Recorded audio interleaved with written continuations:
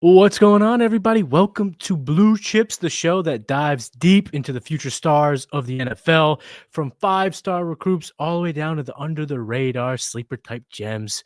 Blue Chips is where you turn to get the complete breakdown of all prospects that are now playing on Saturdays that'll eventually play on Sundays.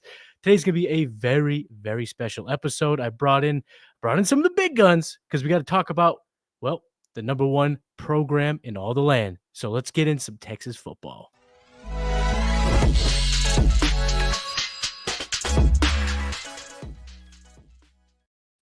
I am joined today from, I don't know how to say this, just my boy, my best friend in the space, but he is also, one of the guys covering Texas Longhorns football. He's been there, boots on the ground, working over at Orangebloods, Cody Carpentier. Cody, my friend, what's going on? Man, I'm doing good. Like you said, boots on the ground. I was in Austin. Obviously, I live in South Carolina, but I was in Austin about a week and a half ago for a couple days of practice. And the team's looking good. The AP poll came out, coaches poll came out, numero unski. And man, this team is it's very interesting conversation. We'll get into it, but it's very interesting because there's a lot of people that think that this is like Paul Feinbaum, so far and superior, the best team in college football. And then there's some people that just think this thing is the most overrated team in college football. Yeah, well, there's a mix of that. And this report that came out is not going to make things any clearer. And I want to get your take on it before we dive into the true subject, the NFL prospects on this team. What's your thoughts on them being the number one in the AP poll, breaking camp as the number one team in the land, but being underdogs in week one? First time since like the 70s. Yeah. And actually, this is a weird stat that I read yesterday was so with Texas being number one in the AP poll, it marks the fifth week overall that Steve Sarkisian has been ranked number one overall. Darrell Royal, the late great Darrell Royal, has a number of 19, which is Texas's all-time best. But the 5 for Sark actually surpassed Mac Brown, who won the national championship, which you didn't think about because remember that year USC was the number one team all year, and then Texas finished the year number one. I think it's a what it is really is kind of the culmination of the, Texas is back when Sam Ehlinger did that, what that was now 7 years ago. Mm-hmm. And it was like a premature thing before Sark even got there, claiming that they were back and they really weren't. And then they were mocked for it. And this is really kind of the proving ground of like you back-to-back semifinal appearances. You had a chance against the team that won the national championship in the semifinal, and now you get to open up the season against the defending national champs. You got Arch, you got the defense, and this is, it's supposed to be the year. This and next year is supposed to be the 2 years. You got Arch, the team is built. I think number one was expected, but I would say from a I have no skin in the game. This, Maddie. People might not, but this. I don't give a damn who, wins what game, other than the fact that, when Texas wins, it helps me from a coverage standpoint. But like, right. I'm a fan of Miami. I'm a fan of Clemson. I'm a fan of Texas. I'm a fan of, the way Florida plays. I've been a fan of a ton of different teams throughout my entire life. I don't really have any skin in the game other than that. So I would tell you, I honestly, if I would have had a vote, would have probably put Clemson number one. Clemson seems to be the pound for pound most attractive team in terms of personnel. But we're talking personnel. We're talking Texas Longhorns football. You mentioned the last time they won a national championship, Vince Young was at the helm. He was the quarterback that took it down at the end. They have maybe the most talented, certainly the most hyped quarterback since Vince Young. So let's just start there. Arch Manning. Tell me about Arch Manning. What did you see when you were in camp? What are your expectations? And then we'll talk about, what his grandpapa said. Well, I guess the most basic thing you can say here, and I talked about this on Orangebloods like the day I got out of practice, and everyone's like, this is your first day at Texas practice this year. What'd you think of Arch? And I go, to be quite frank, dude, I watched like 4 throws because I was more focused on everybody but Arch, because I showed up, and this, Maddie, going to live events, whether it's in the NFL realm or college football or high school football, you show up, you see a guy throw a couple of footballs, and you're like, all right, this guy's, he's got it. He's special. He's shit. He's fine. Like there's layers to it, right? I go to Viking camp last week. It's like JJ McCarthy. I'm like, he's athletic. he's competent. There's nothing special there, but he's very competent, very good. You don't have to watch these guys very long once they're at their current level. Now, projecting level to level is different, but when you're at a certain level, it's easy to kind of predict what they're looking like. So I liked Arch.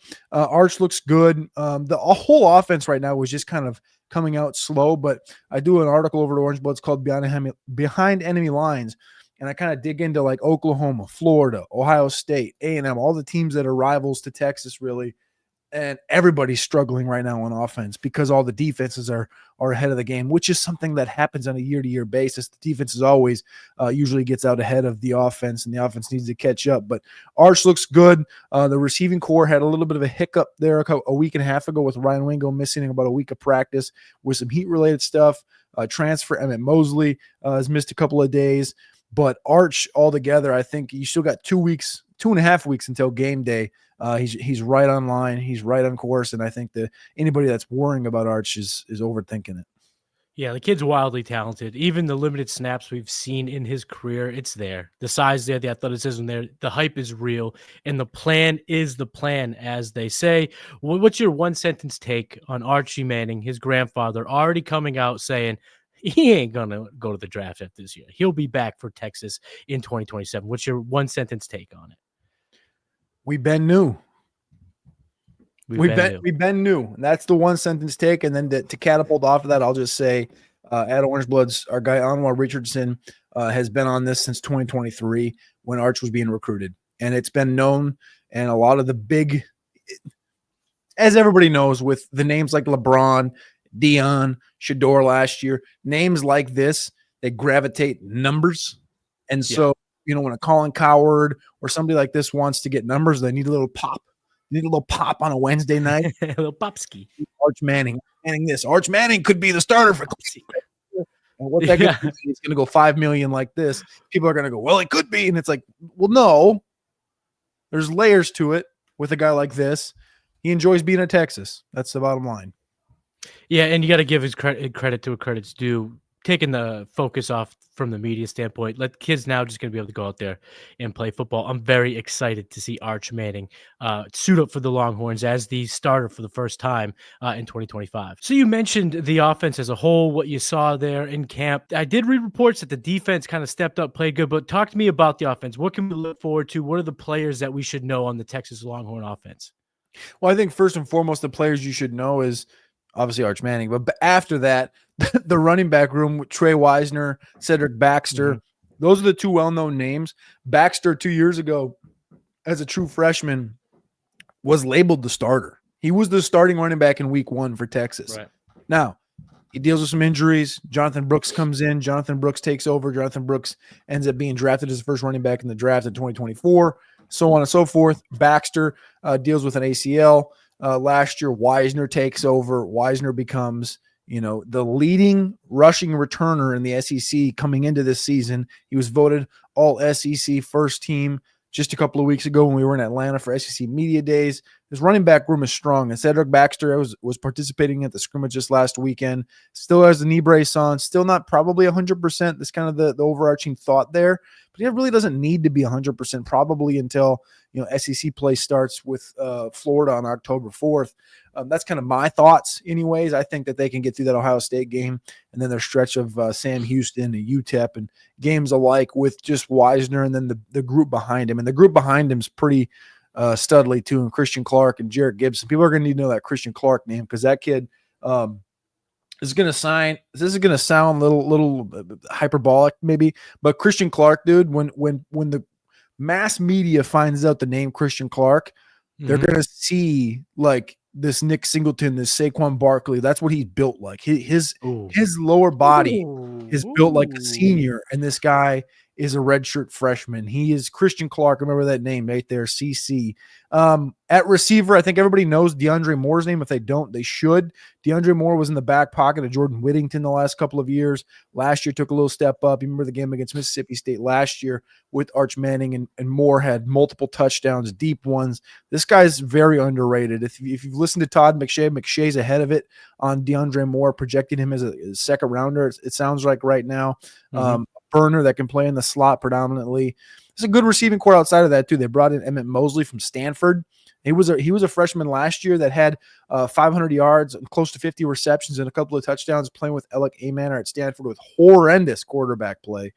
And then we've kind of seen a shift in wide receiver size at Texas the last couple of years. Everyone's used to, Xavier Worthy and Bond and Golden. Well, now you got Ryan Wingo and Parker Livingstone. Those are your two big receivers. Wingo's 6'2", 215. Livingstone's probably 6'3 and a half, 6'4", 210 pounds. And that guy, 22 mile an hour on the ticket. So the receiving core is big, fast, not well known, but they have played some football. And then the last one I'll leave you with is obviously Jack Endries, the transfer from Cal, who's right now looked at as a top 3 tight end in the sport as far as the 2026 NFL draft is concerned.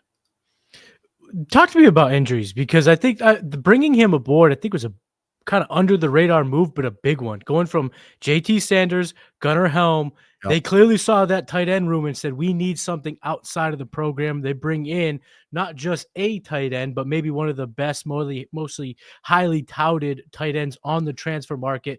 Talk to me about his skill sets, because when I watched him on tape, I saw a kid that was pretty good. He had decent hands. He was really strong in traffic, but I did see some red flags. So talk to me about Jack Endries, and is he the next great Texas tight end? Next great is an interesting thought. I will say the guy's played all 26 games the first 2 seasons at Cal. He's got north of 1,000 yards, north of 90 receptions, and he was the go-to guy last year at Cal for Fernando Mendoza, who's now the quarterback at Indiana. Now, it's not the most talented wide receiver room or tight end room at Cal. They went 6-7 last year. But I think there's an interesting thought, right? He came in underrated. And part of the Texas staff believes that he could potentially be there for not this year, but also next year and be attached to Arch for the next 2 years. They got some nice guys behind Jack Endries. They got a Jordan Washington who's came along pretty well. He's a massive, massive dude. And then they got two true freshmen that just came in. But I think they're kind of in the back pocket wonder if he doesn't stay for 2 seasons. But, man, when you look at the profile that Jack Endries has, the prototypical size that Jack Endries brings to the table, it's going to be hard, in my opinion, if he does what he did last year, which was 56 receptions, 600 yards, and a couple of touchdowns, how he isn't one of the first 4 or 5 tight ends drafted next year. And that's just a big piece because, like you said, they use tight end. They've used tight end differently the last 2 seasons with JT Sanders and Gunnar Helm than they did the previous couple of seasons. And if Endries does what he can do, I think he can be drafted earlier than either of those guys were. So I'm going to hit you with 2 rapid fire questions before we move on to the defense. Question number 1, how's the offensive line looking? I mean, is there a chance that after losing a first rounder in Kelvin Banks and after losing a number of players on that line, are they going to regroup and be able to keep Arch Manning upright? Well, right now it seems like they can. They're getting beat by the defense right now. The defense brought in 5 D tackles in the transfer portal that are girthy dudes, 350, 300 pounders. But they lost a center that played 50 plus starts the last year. Yeah. They lose the right tackle Cam Williams, who left early. The overarching thought is he should have probably came back. Goosby's a strong left tackle. This offensive line should be good. I think they're dependable in 3 spots: left tackle, center, and right guard. There's still a little bit of question at left guard with Nato Yumuzulo, and then at right tackle, they just lost Andre Kojo to a torn ACL. He's the backup right tackle behind Brendan Baker, who was a 5-star 2 years ago, but he hasn't played at a high level at all yet. Right. All right, so we should look to see some decent offensive line play. Last question.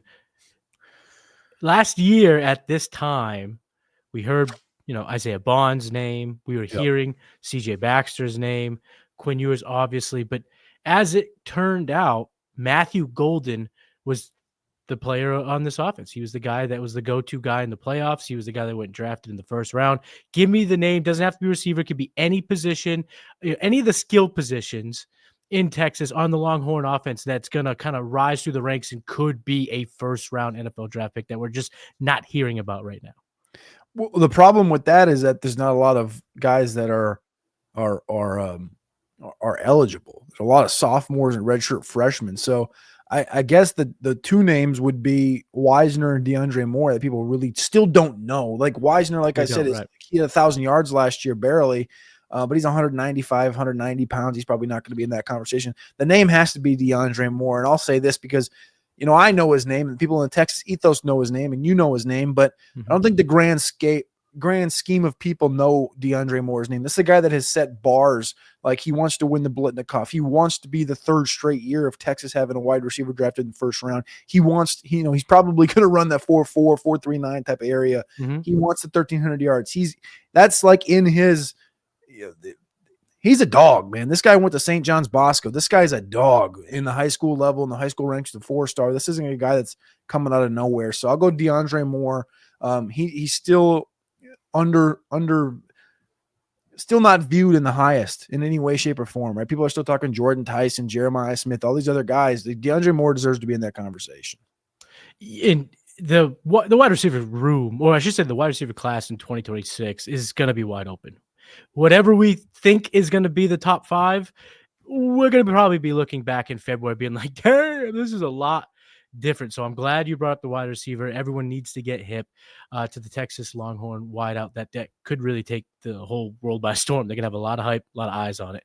We're about to climb into the defense, but before we do, let's hear from today's sponsor. The world-famous Draft Kit is live, and it is this signature bit of content that we create every year to help you dominate your fantasy league. The most in-depth team previews you'll find anywhere, including signature trends and a lot of key stats on individual teams. Also, a 300-player cheat sheet for best ball, for seasonal leagues, individual cheat sheets from the top analysts here at Player Profiler. There's also video analysis and written analysis from some of the top minds in the industry. And we have all these new features like a Rate My Team feature, plug in your roster, and our AI tools automatically generate a draft score, as well as a whole commissioner guide. You have to subscribe to it to believe it. PlayerProfiler.com/draftkit, PlayerProfiler.com/draftkit. Get it now. Go win. Time to talk a little Texas Longhorn defense. Reports are out there. You're confirming them that, man, they've had their way with the offense. They've been able to really just kind of assert themselves. Here's where I want to start, though, because I love this player. My stage 1 scouting of this player is very, very, very encouraging. But after hearing some of the national talk, the Todd McShays, I wonder where I'm off base here. So let's start with Anthony Hill Jr. Because when I see Anthony Hill Jr., I see a bona fide first-round pick, potentially top 12 kid, because I see a lot of Micah Parsons when I look at the 6'3", 235 demon. Where's the disconnect here for me in the national crowd when it comes to Anthony Hill Jr.? I don't know what the disconnect is. I think you're pretty much right on with it without being, favoritist to it or at all. I've watched in the last couple of years. He's been training with Derek Johnson, who obviously had a pretty good NFL career, if I do say so. He's been training with him all summer. He's been doing a lot of Pilates, been doing a lot of stretch work to kind of create a more of a diverse outside linebacker, inside linebacker, edge rushing body. And they used him a lot like that last year. You saw, I think he had 8.5 sacks last year. You're going to see a pretty maniacal defense, I would say, this year. When you combined the styles of the Colin Simmonses, the Anthony Hills, they have Trey Moore still, who's kind of transitioned to a pseudo outside linebacker more than an edge rusher. Brad Spence, who had 5.5 sacks for Arkansas last year at linebacker, is now at edge. It's a very strong and potent, I don't know what you call it. It's not an edge rushing group. It's a sack artistry group where it's these linebackers and edge rushers that can get after the quarterback. We haven't even talked about the interior. Anthony Hill is a very elegant, maybe is the word, very elegant linebacker. Not in the sense of like he's quiet or he's shy or he's beautiful. That's not the elegant I'm looking for. The elegant I'm looking for is like gracious, like just very fluid, very, yes, he's needed to improve a little bit in his drops and stuff like this. But if it's anything in the box, if it's filling gaps, if it's getting to the sideline, if it's getting after the quarterback, he's about perfected it at the college level. It's just about growing the game on the back end, which, I would say isn't something that's really going to get you drafted in the top 10. That's more of like, Jack Campbell's your classic middle backer, right? He got drafted in the top 20 for Detroit. Anthony Hill's a better linebacker than Jack Campbell. All respect given to Jack Campbell. I freaking love Jack Campbell, dude. Oh, But this is a whole different ball game. This is your Fred Warner, your Micah Parsons. This is a different ball game here with Anthony Hill. when I just watch him on tape, you use the word elegant. I use the word teleporting. It's like I look at the play and there's what looks like a massive gap between him and the quarterback. And then you blink and the quarterback's on his ass. And Anthony Hill's standing over him. I mean, this guy, like you said, he just moves different. I want to talk about another player here, Malik Muhammad. Malik Muhammad is kind of the consensus #1 cornerback on the defense. Is he ready to take over Jahdae Barron's role? Is he ready to be that CB1, that shutdown guy for the Longhorn defense? We heard much better reports this weekend from the scrimmage. Saw some clips from the scrimmage this weekend of him taking a step forward. The overwhelming thought isn't that he's going to really fill in for Jahdae as much as he's just going to take a step up in his own way. He played boundary corner last year. He's going to play boundary again this year. The field corner, which is what Jahdae played, is expected to be Jalen Gilbo, who some like, who some don't. They're just kind of this back end. I'll just put it this way. If anybody's watching the back end for Texas this year, just know that there's about 9 dudes that should be playing on the field and filling 5 spots. And some of them are freshmen, some are sophomores, some are seniors. It's a maniacal group. It's probably the best group that Texas has is this defensive back room. You look up and down the depth chart. What really stands out is the size of their defensive backs. 6'2", 6'1", 6'1", 6 feet, 6 feet, 6'2", 6 feet, 6 feet. They're not bringing in those 5'8" quick guys. They're bringing kids that they can teach, with the proper hand techniques and the proper aggressiveness, shut down type of players. So whoever emerges from this group as maybe the most highly touted, I think has that chance to be a top, maybe 40 pick, maybe even a first rounder solidified on this defense. All right, I'm going to leave it to you now. You were boots on the ground. You were there in Austin checking out this defense, seeing, what would they really bring to the table. I asked you a couple questions. I'm just going to give you the general question.